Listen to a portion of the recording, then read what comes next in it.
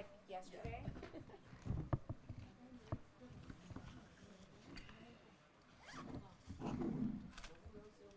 Microphones were already on. Yes. So don't utter anything foul. Okay, I'm just gonna go with the flow because I have some questions anyway about this book that I would talk to you personally about, so it doesn't matter. Oh, I just wrote the name of the translator. How do I pronounce her name? Miriam. Miriam. Okay. Yeah, maybe we could acknowledge. Yes, for sure. Where? Hello, and welcome to our talk with the celebrated contemporary American author, Rachel KUSHNER.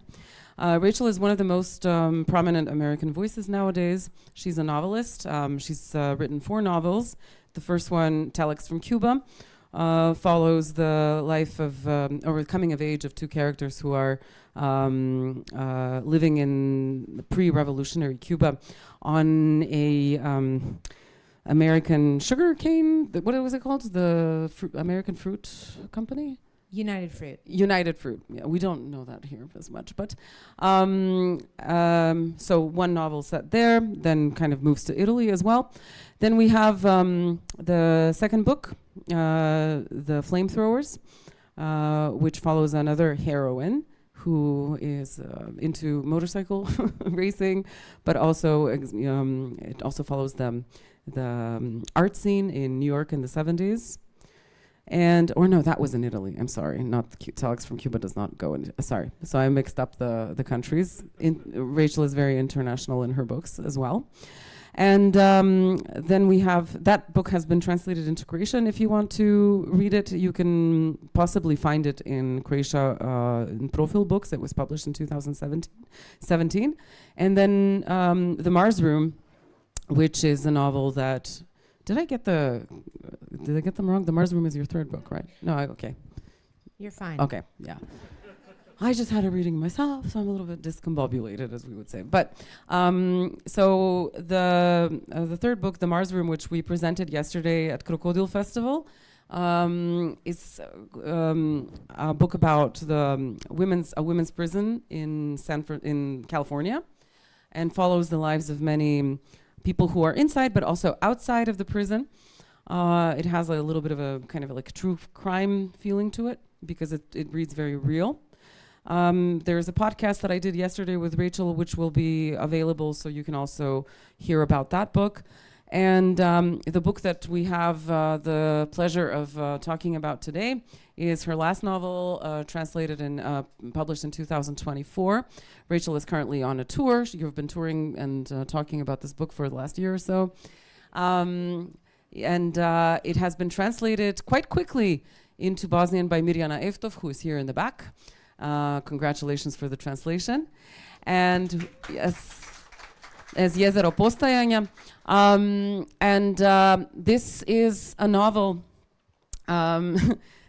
that follows 2 characters. One of them is a spy, or let's say a disgraced FBI agent, who goes on a mission in the south of France, I think, or southwest, as you imagine. What is it? So, as she puts it, France is a huge country, in fact, the size of Texas. Yeah. Which is true. It is a huge country, and it is the size of Texas. And it takes place in central southwestern France. Ooh, that's very So specific. southern France is way, way south France, Provence and Marseille and all of that. And this is an area above the Central Massif and below the Corrèze, the Dordogne, the Lot. It's a more rural, green, wet France where people, those who've stayed, there's been a lot of out-migration from that area. People leave, but the older people are still farmers.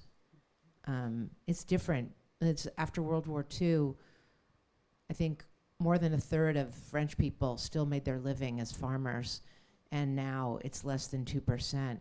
But some of those can be found in this area where I set the book. Excellent. And so that's where it takes place. There is the spy who's American.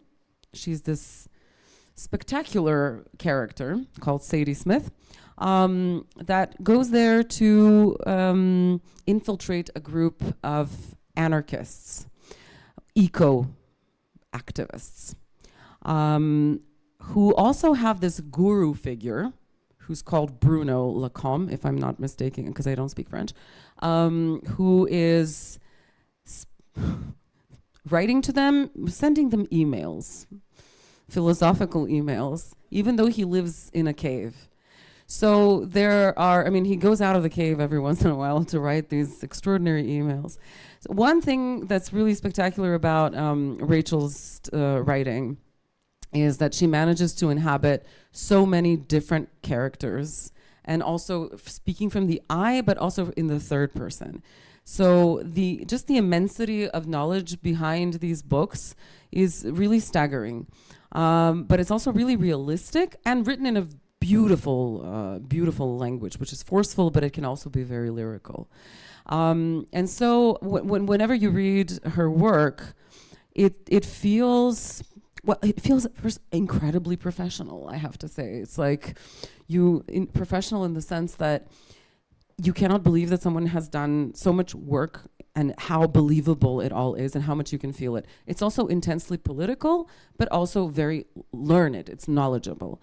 And so for me, it's very interesting how you managed to inhabit these characters and how you decided to balance between, let's say, the whole email situation, all of Bruno's emails, and then Sadie Smith. And just Rachel Kushner, welcome and thank you for coming here and speaking to me again. Let's have an applause before. Yeah. Yeah.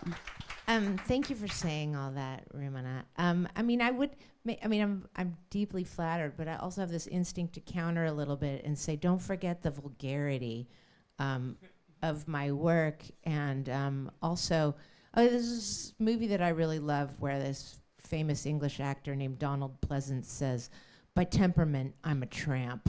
And I'm a bit like that. I'm not the narrator of the book at all, and she's inspired by these real stories that I watched happen, sometimes to groups of people I knew, where the FBI in the United States and the Metropolitan UK Police in England were sending undercover agents into groups of leftist activists in the early aughts and saying that, like, hippies protesting in front of a power plant, were a genuine threat to the energy sector. And it's just like really bizarre situation. And there was a woman who did it in California. She infiltrated a group of eco-activists and she entrapped this young guy. He ended up getting charged with a crime, convicted. He was sentenced to 21 years in federal prison. I know people who are friends with him. And after he served 9 years in prison, his lawyer was able to establish that he'd been entrapped by this woman through a Freedom of Information Act to get the records from the trial, and he was let go that day. And I had always thought, what kind of person would do that? Come along as a classical agent provocateur, plant herself evidence on other people that incriminates them and effectively destroys their lives.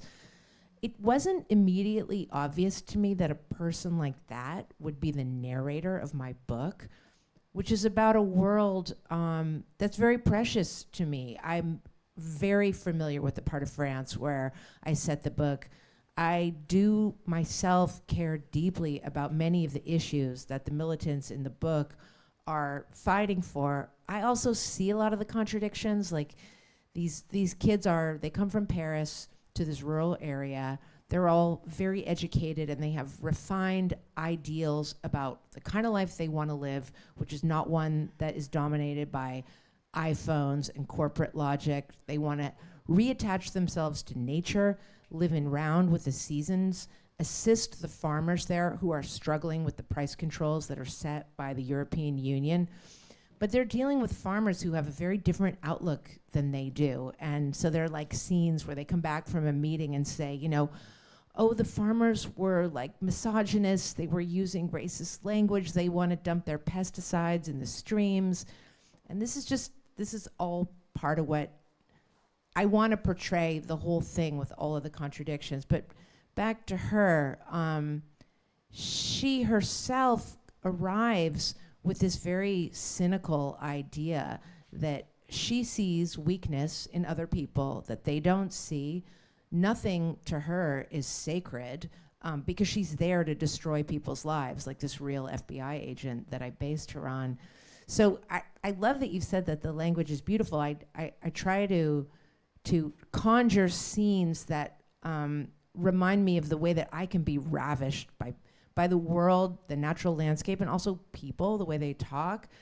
But she's kind of like something much more vulgar in a lot of ways. I mean, she has these fake tits, and she talks about them like they're just one more tool in her arsenal, like infrared goggles, you know, and like a purse-sized Beretta.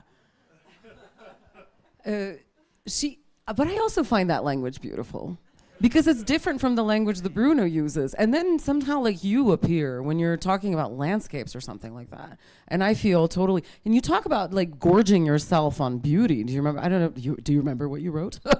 There's the place about when Bruno talks about addiction.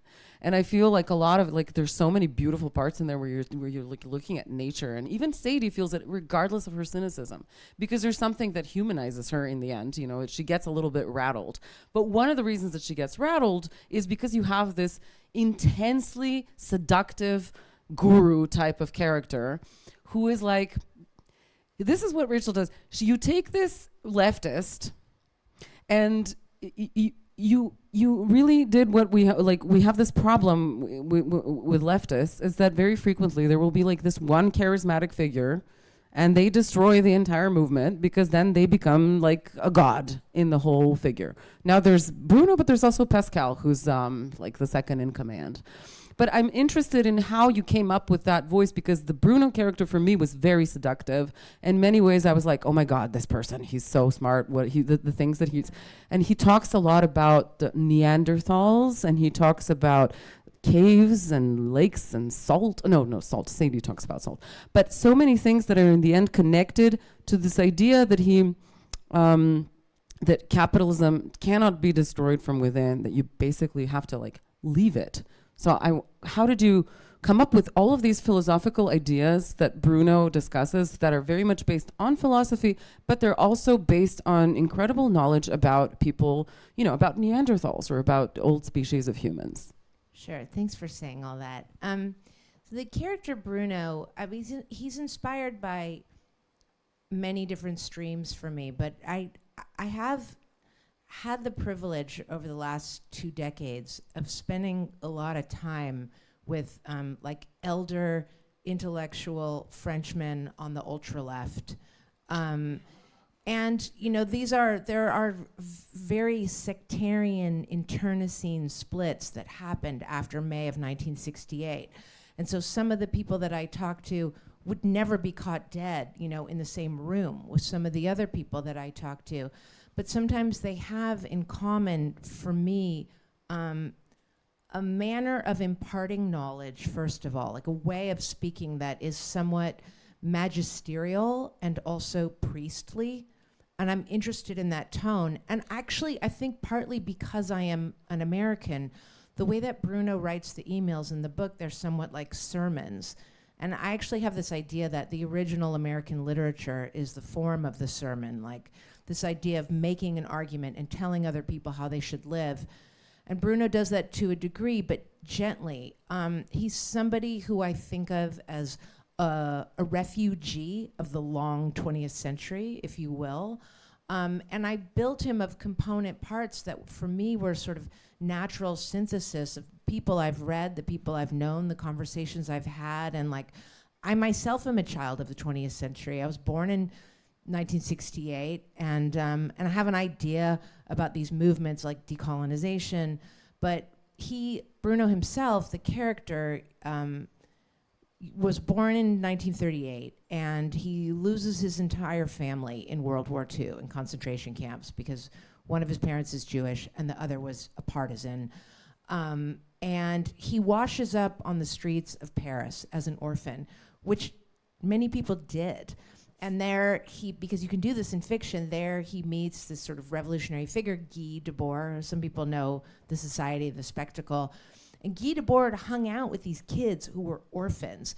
And he was excited by that condition because they had already developed a sort of criminality. They could steal liquor, they'd sleep on the street, they'd bust the girls out of the nunneries who were similarly orphaned. And then, Guy Debord would disappear for like 3 days. I guess he was like off reading books. And then he would come back and sort of get taught more about, the strategy and tactics of criminality. And some of that just comes from, there's a memoir by a guy named Jean-Michel Mencion that I really love called The Tribe. And he was an associate of Guy Debord, who was just this orphan ruffian, but was admired by Debord. And I did take some aspects of his biography and gave them to Bruno. Then May 1968 happens, and there's this incredible excitement because this idea there might be a revolution in France, and it doesn't happen. In fact, it didn't happen anywhere in Western Europe.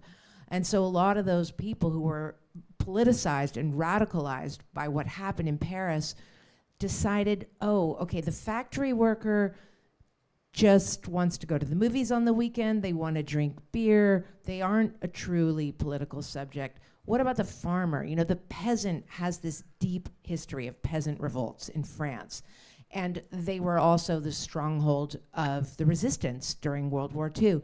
So in real life, as in my book, people move to the countryside with almost a kind of Maoist idea that you descend from the horse and you spend time among the rural people. And these people are going to be the true revolutionary subjects.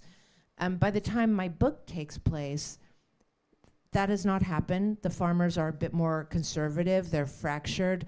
They're looking to argue for just a slightly better share of what the modern state and advanced late capitalism can offer them.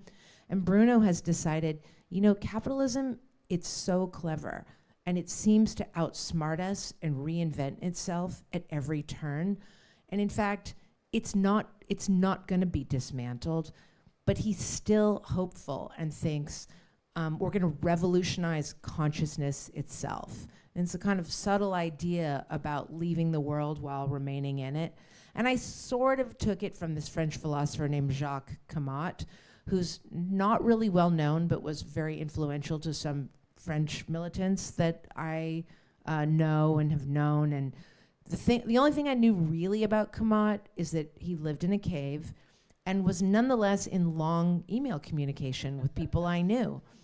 And so I took that part of it and put it in the book. What about the Neanderthal perspective? Because there's something in your books, it's not the first time, you've also done it in other books where you see that there's this, like a Thoreau type of character who goes into nature, tries to be self-sufficient, and then the same kind of happens to Bruno. Then there's this a little bit, as you say, you're showing the contradictions of all of this, and even the contradictions within the people themselves, who don't really understand, who sometimes get disillusioned with what they've been doing and have certain realizations.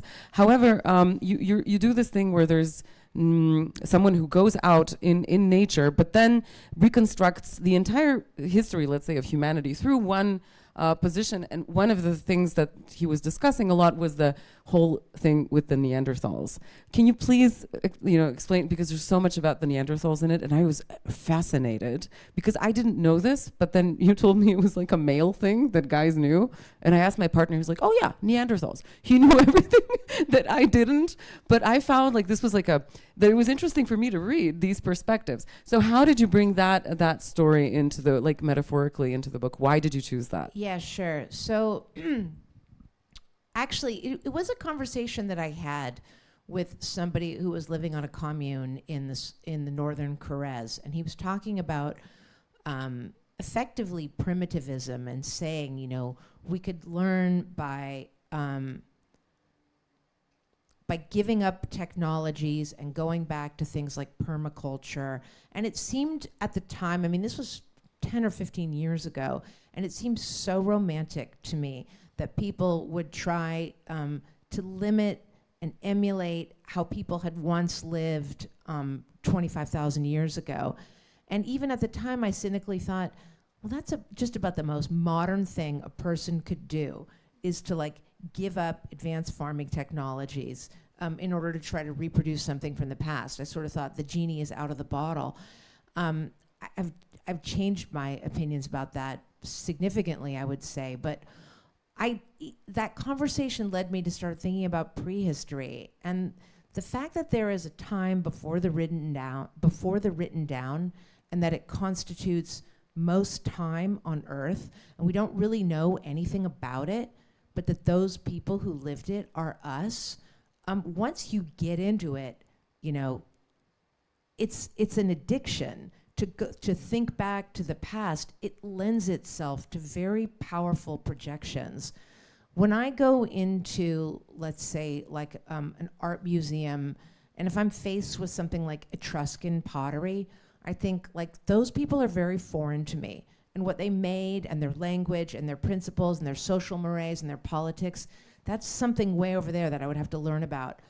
When I go to a natural history museum and I see, you know, a man, a woman, a child dressed in loincloths, since the man is doing the fire, and I'm not promoting the patriarchy or anything, or like traditional gender relations, but the people themselves seem like they have something to do with me and with us.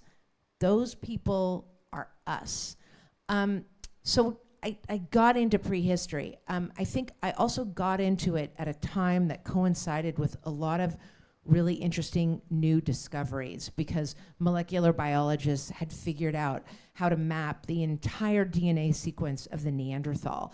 And it totally upended what people thought they knew about human migration patterns, and when Neanderthals and Homo sapiens and Denisovans and other species had intermixed, you know, like when they came into contact, as they put it in anthropology books. And we know what it means to come into contact.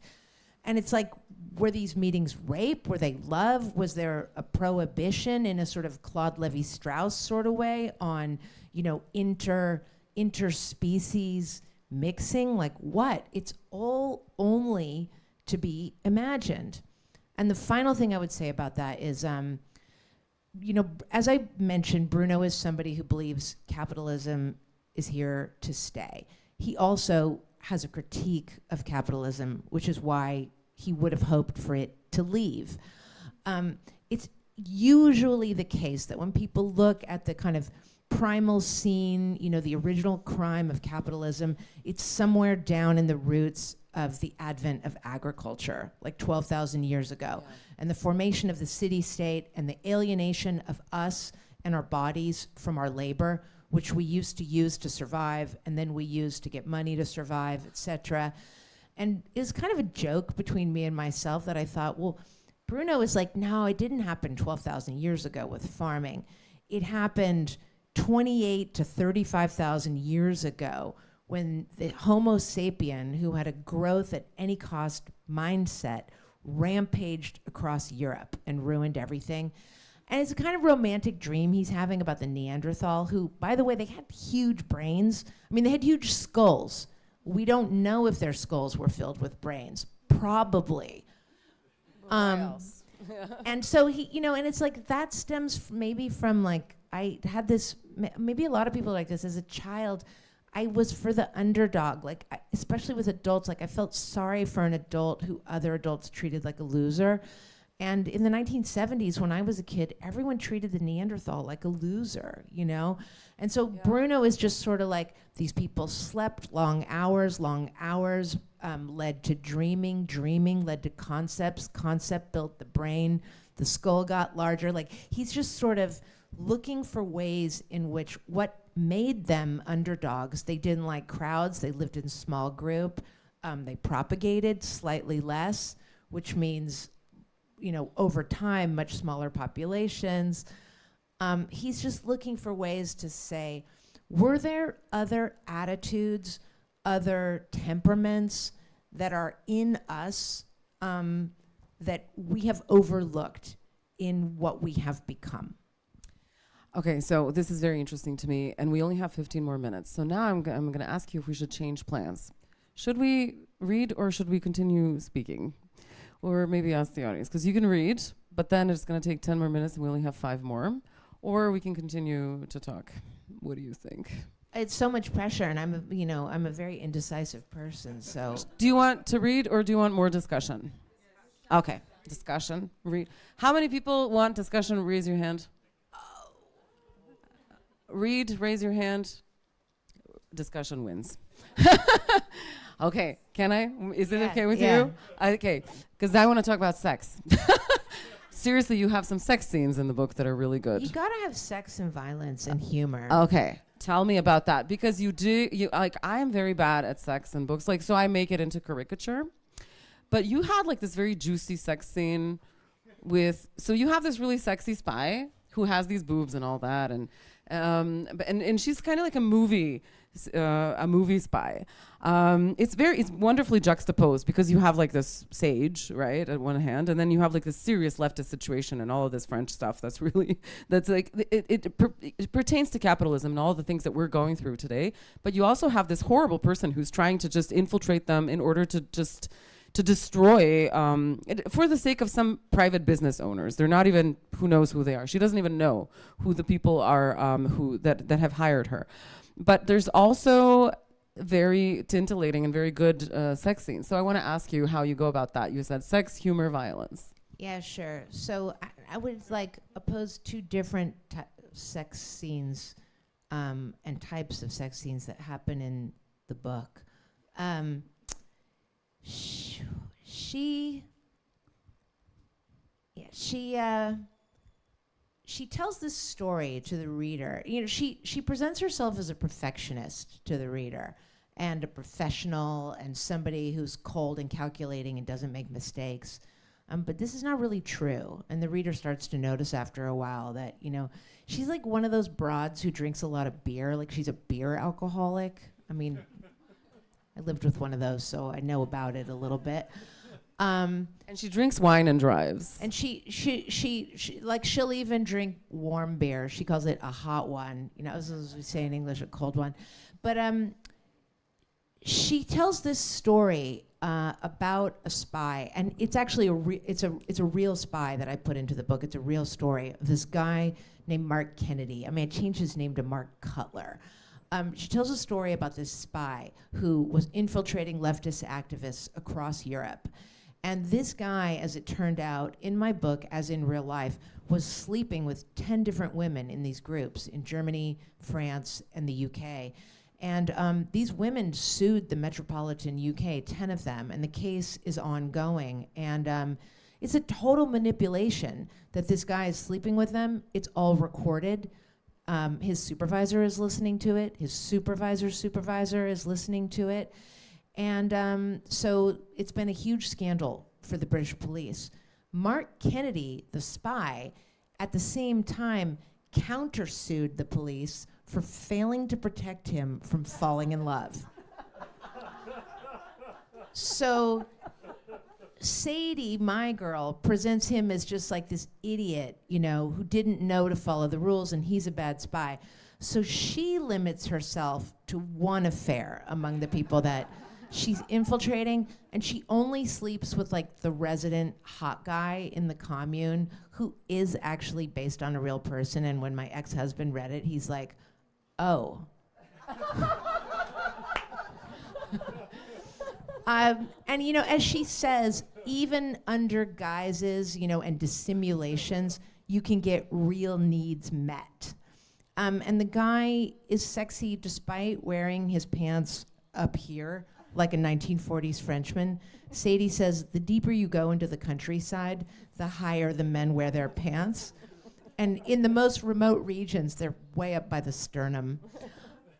So that is a more kind of, actually sexy scene. But in the novel, she has a boyfriend who, for her, is just a manipulated relationship that she's fashioned into being in order to get close to the leader of the commune, this guy Pascal, who is childhood friends with her boyfriend, whose name is Lucien. And she sort of watches herself, as she describes for the reader, seduce Lucien. She meets him by what she calls cold bump, which means she just walks up to him in a bar in Paris. And she's also sort of really brutally dissecting his class status and saying, this is a sort of Parisian who went to Louis le Grand, who went to a Grande École, and sees himself as totally deserving of a mysterious, hot girl with perfect boobs that aren't holstered in a bra and has a cute American accent.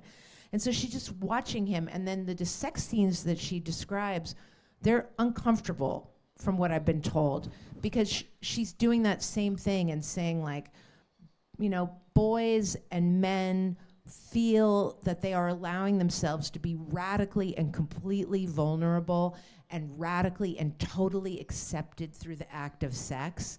And for her, it's all a pantomime. She feels nothing for him. She tells the reader, when they talk about their childhood and, you know, some girl in a pig stall and an Angora sweater and like some album, some summer, some film, you have to pretend like it matters when they share their childhood. And at a certain point, after describing their sex with the reader, she says, I wonder if I'm being paid enough for this job. Yeah. And she says, I really love that part because I felt with her so much. I mean, she's a terrible person, but there's a lot of things that she says I agree with, especially about how leftists in Europe talk all the time for hours. leftist activists, you know, she's perceptive about their weaknesses. But also she says something really cool in that part where she's talking about sex with this guy who in the end also turns out to be a fake because he cheats on her, even though, like, technically whatever.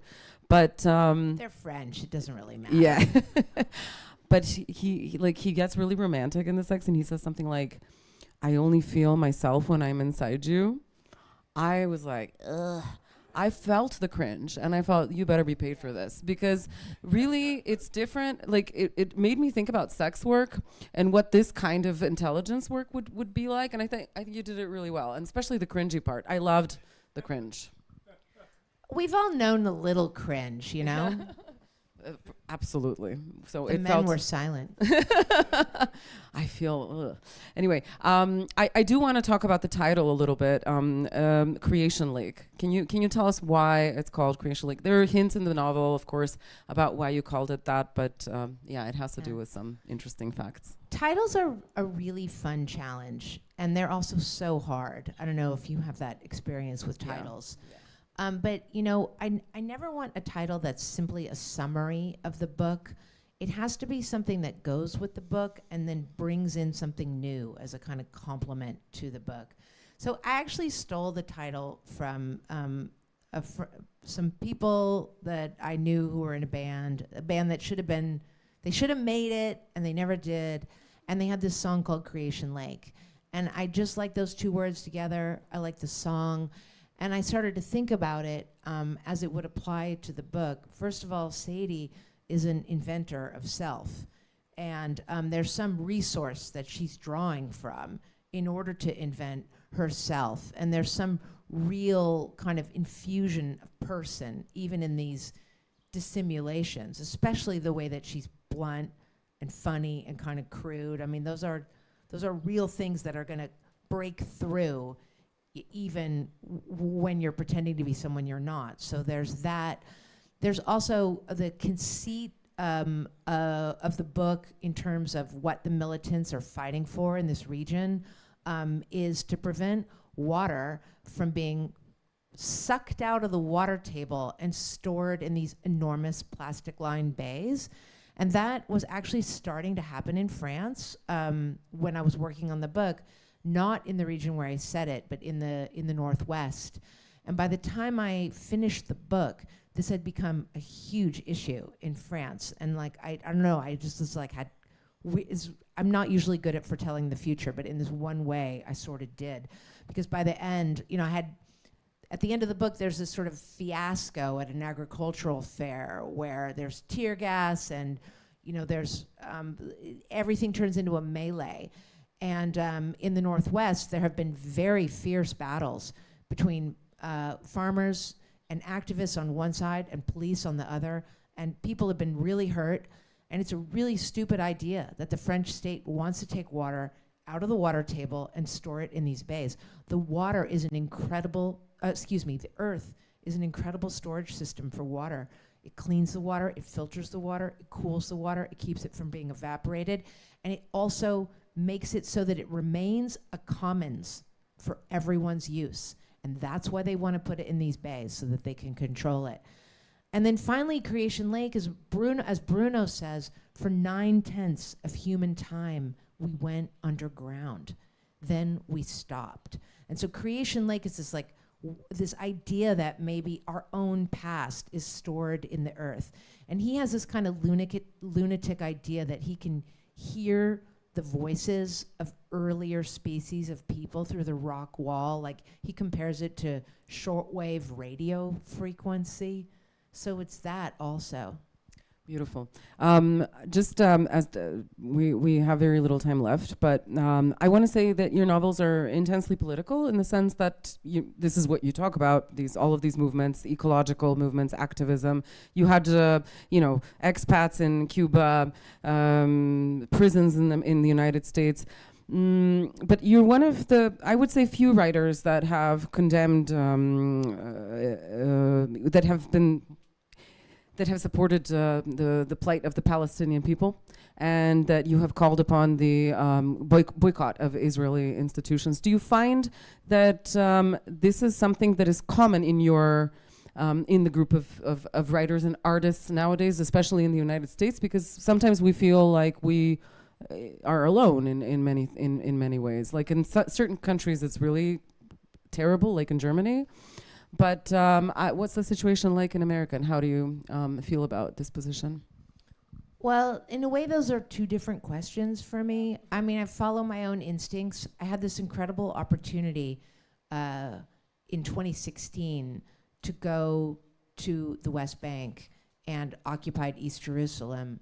And it was an extensive tour that I took. I met many different kinds of people, many activists. I met former commanders from the IDF who have testified to the war crimes that they themselves have committed through an organization called Breaking the Silence.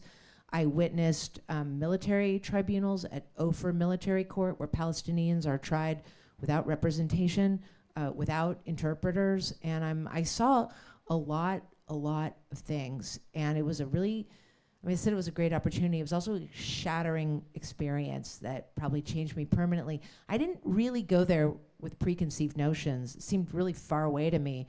I'm a Californian, and we have our own issues. I'm involved with local things and also prisons, and people had said, it's an open-air prison in Palestine. And I'm pretty sensitive to exaggeration about prison because I spend a lot of time in the California prison system doing human rights work. And I thought, it's not a metaphor, And then you get there and you realize that 1.5 million people are basically being detained like it's a prison. So I wrote a long piece about it. It was in the New York Times Magazine. Then it ended up in my book, The Hard Crowd. That book is translated into German. So I'm still invited to Germany. I actually just won a big prize there from Der Spiegel, which is like the New York Times of Germany. Really? So I think in a way they route their secret feelings through these foreign writers, because German people, in their constitution, it's actually illegal for them to criticize to criticize the state of Israel or the right of Israel to exist. I'm technically, ethnically half Jewish, and I not only criticize Israel's right to exist, I feel that it is my absolute moral obligation at this point to do so. In terms of other writers, I hang out with poets and anarchists. I live in Los Angeles. I'm way far away from New York City and the publishing world, and I do have a real privilege in the sense that my books and other people's books become calling cards, and you gravitate toward and are have encounters with the writers that you see eye to eye with and agree with.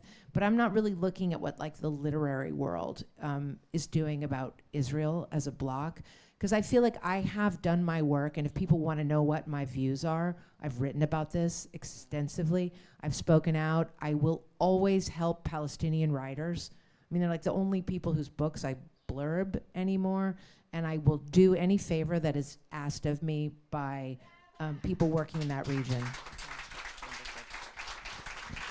Thank you, Rachel. It would have been lovely if we had time for questions from the audience, but unfortunately we don't, because the closing of the festival is at 8 o'clock, and also Rachel will be signing her copies of Creation Lake. We invite you to the bookstore where Rachel will be there signing, and yes, you can get a signature and a picture. Thank you. Thanks, Rumina. Thank you. Sorry about the last minute change, but I thought it would be a